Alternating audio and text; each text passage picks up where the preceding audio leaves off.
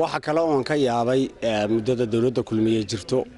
wasaaradda beeraha ee gobolka Awdal 16 shaqaale jooga oo aanan grade A u yahay 4 qura xataa mulkiyada beeraha lama sameeyo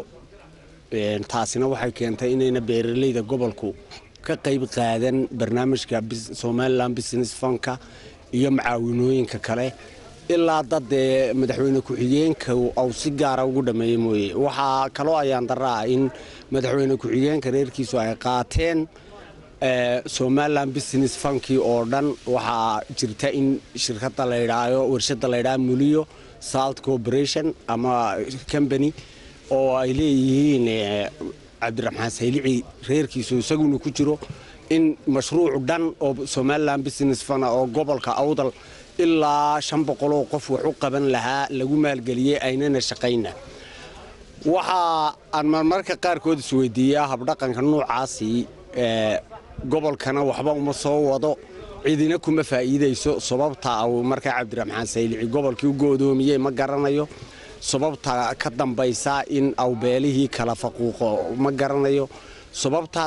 xitaa wada noolaashihii dadka iyo dawladnimadii ay meesha uga baxday sababtiisa dartiisa ma garanayo waxaad maqlaysaa dawladda hoose ayuu faraha kula jiraa maayarku bedelaya kan kale uu keenaya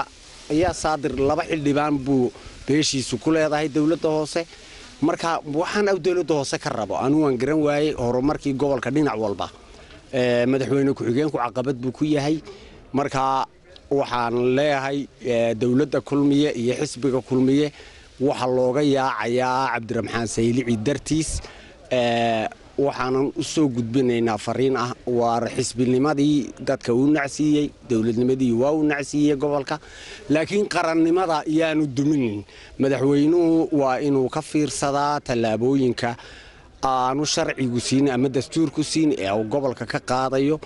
gobolku keligii uma xira gobolada oo dhan buu madaxweyne ku xigeenku yahay arki meesid isagoo burco tagaya arki meesid abaar isagoo ka gurmanaya